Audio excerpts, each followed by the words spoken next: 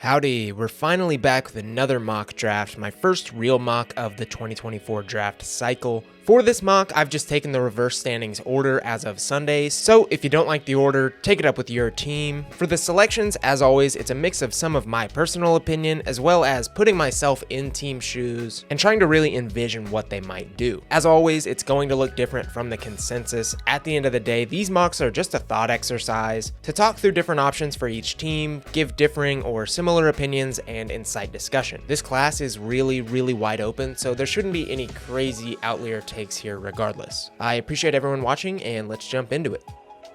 Alright, kicking us off at number 1, we have the woefully bad Detroit Pistons, and one of the tougher picks in this entire mock. I'm sure Detroit fans will be looking for an immediate infusion of win-now talent instead of this selection. I personally would just opt against that and swing for the fences. I think there's a few different options here. Sarr could anchor a defense, Shai as a shooter is intriguing, but the Pistons' problems aren't solvable with one draft pick, so I've opted to try and address a little bit of everything with one big upside swing. At 6'9"-ish, G League Ignite forward Matas Buzelis didn't have the season many thought he would, but I still fully consider him one of the best players in this draft, and I think NBA teams will too. As previously stated, he's far from a finished product. He is a swing, but there's a timeline out there where he blossoms into a lengthy combo forward that can score at all three levels, block shots at a high level, and even flash point forward type stuff. He's a great basketball player, has always been highly touted in the hoops world. I don't think he's going to hit his low end outcome. I personally trust the jumper, and I really genuinely believe he's one of a few players in this class that could blossom into a legitimate all-star. A player like that could help Detroit and Cade Cunningham in a variety of ways rather than just one or two.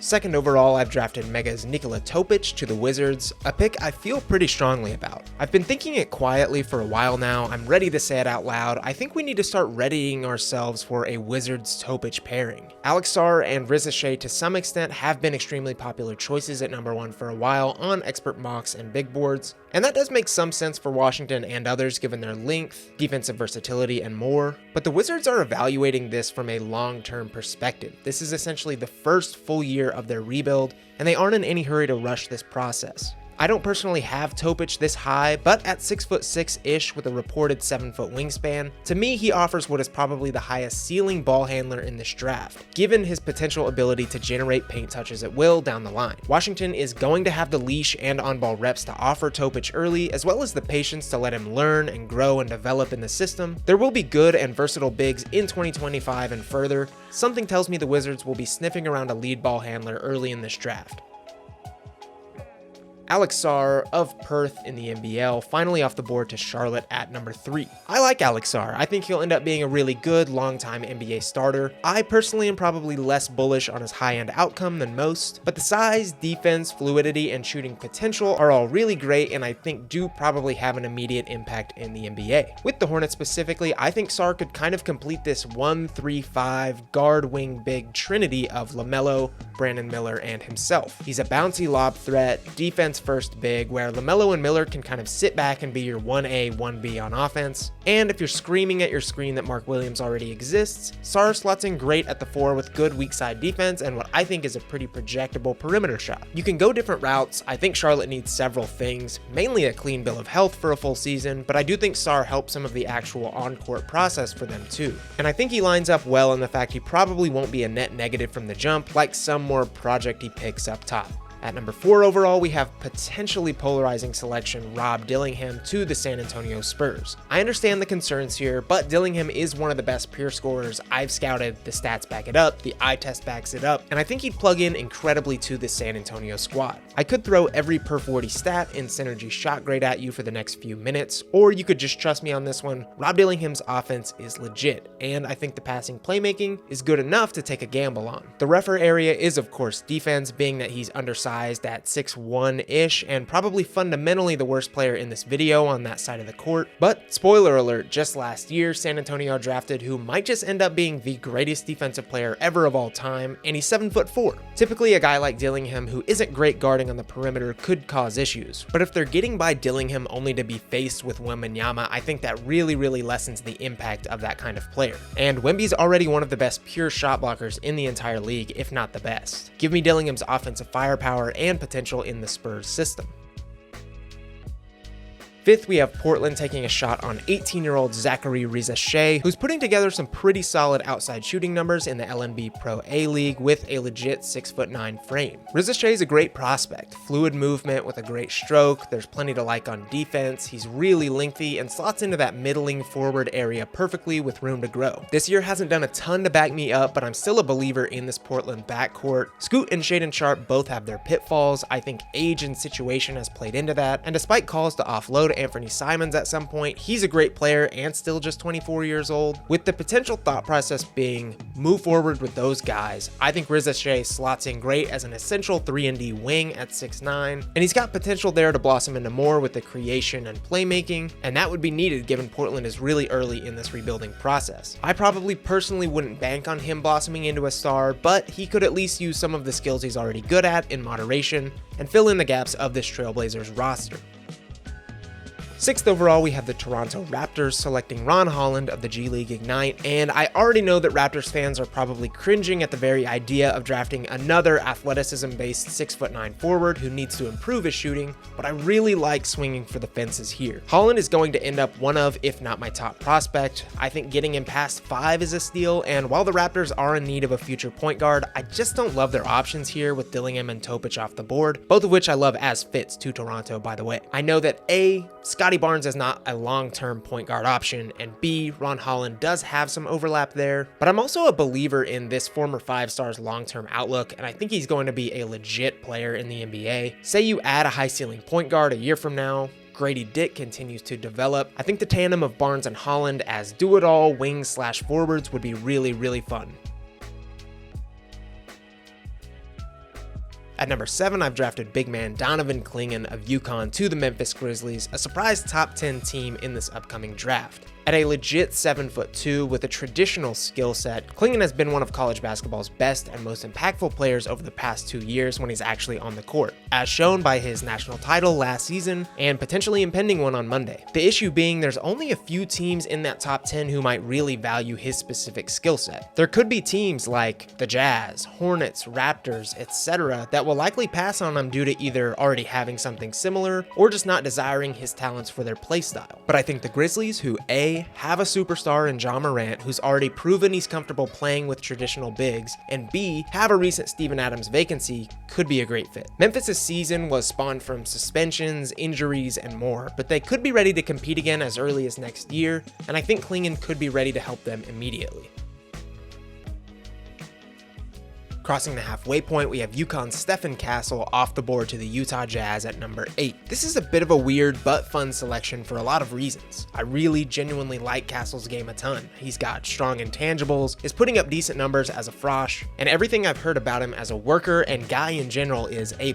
I just have questions about what role he fills at the next level and how he gets his successfully. Also have a lot of questions about where the Utah Jazz go from here. They've got an All-NBA player in Markkanen. Keontae George came on as a tweener, potential future star in the backcourt. Utah has solid up-and-coming bigs in Kessler and Hendricks, and other pieces like Sexton, Sensabaugh, and more spread throughout. But again, they're also kind of riding that middling line. I'm a big fan of Keontae George, as I've alluded to in my 2023 draft videos, but he's the one that makes this ongoing project a bit stickier. Is he your starting point guard going forward? Will he work better at the 2? Is it going to be a hybrid version? I think Stephen Castle, who also has role questions, but is 6'6" with a lot of good traits like strength creation, decent passing, and strong on-ball defense, could slot in nicely. With a backcourt of him and George, you can kind of sit back, let them figure it out, and let the cream rise to the top.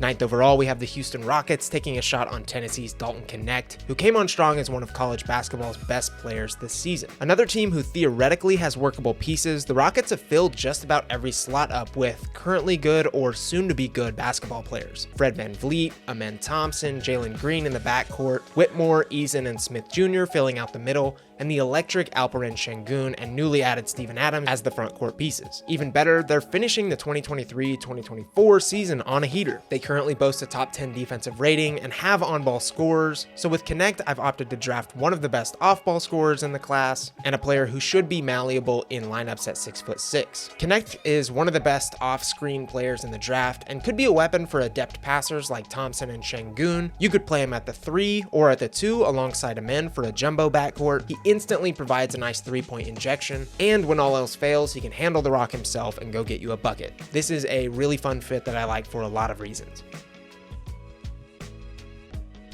At number 10, I have the Hawks taking a shot on Baylor big man Yves Missi. At 6'10"-ish with real bounce, Missi somewhat flew under the radar as one of college basketball's best freshmen this year, averaging 10.7 points, 5.6 rebounds, and 1.5 blocks in just 23 minutes per game. The stats aren't as flashy, but timeline-wise, he's really just a year behind some of the other top centers in this class, and I categorize him similarly. I think he'd offer the Hawks playmakers a nice screener and lob threat down low. He's got an improving singular post game, and he'd also offer a really cheap Capella replacement in case they wanted to do some roster rearranging after some underwhelming seasons. And to tie everything together, he's kind of a swing pick in that Missi hasn't been playing basketball for an exceptionally long time, so he could project to get even better in the long term.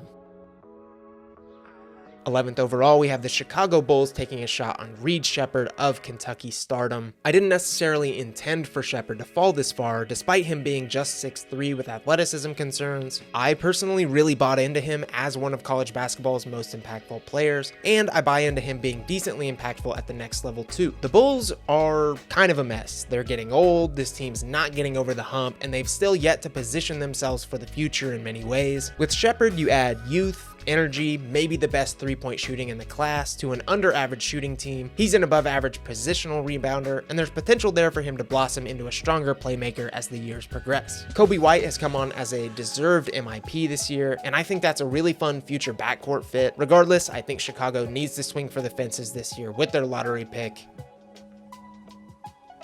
12th overall, we have the Thunder using Houston's pick to grab Keyshawn George of Miami. I'm not totally positive George will keep his name in for 2024, considering his freshman season wasn't quite as flashy as others, but if he stays, I'd certainly consider taking him lottery. A 6'8" guard capable of moonlighting as a forward, George fits the mold Oklahoma City has looked for recently in that he can do nearly everything. He can dribble, pass, defend, he's a great decision maker. He has plus size and boasted 67 assists to 48 turnovers on the year. The nice caveat for Oklahoma City here is that George was actually an exceptionally strong perimeter player this year, 41% from 3 on over 4 attempts per game. He probably wouldn't be a year 1 contributor, but I think he's a player capable of doing all the things they want scheme-wise, and he can hit threes at a high volume, and that could pique OKC's interest here in the lottery. At number 13, we have Portland nabbing Cody Williams of Colorado. Williams had a roller coaster of a year with the Buffs, seeing plenty of success as a 5-star freshman, but also a myriad of ticky-tack injuries that made his season as a whole super hard to evaluate. He's got great size at 6'9" and a ton of gluey attributes like good defense, passing, and athleticism. There's hints of good creation, shooting, and more, but those things are far from fully realized just yet. As I said with the Riz Shea pick earlier, Portland has their front court and back court. I like another shot at a wing, this time one with slightly more connectivity. Williams could slot in nicely, doing the little things early, scoring when he can, and maybe even rising to his full potential as a point forward alongside others. Wrapping up the video, we have the Sacramento Kings grabbing Duke sophomore Kyle Filipowski. Flip has had a really polarizing few years at Duke, never necessarily living up to the hype, but still offering plenty of things most big men can't in terms of mobility, shooting, passing, and more. I think Sacramento has shored up their backcourt pretty well. Fox, Monk, Herter. I liked Keon Ellis sparingly this year. They've got a stud in the middle too with Keegan Murray, and while they could maybe use more wing depth, I've grabbed what I think could be a pretty versatile piece next to Sabonis in the front court. There's probably not a high likelihood Flip hits the ceiling and just starts raining down threes, but if he does, a versatile big man who could stretch the floor alongside Sabonis and really create mismatches would be super fun.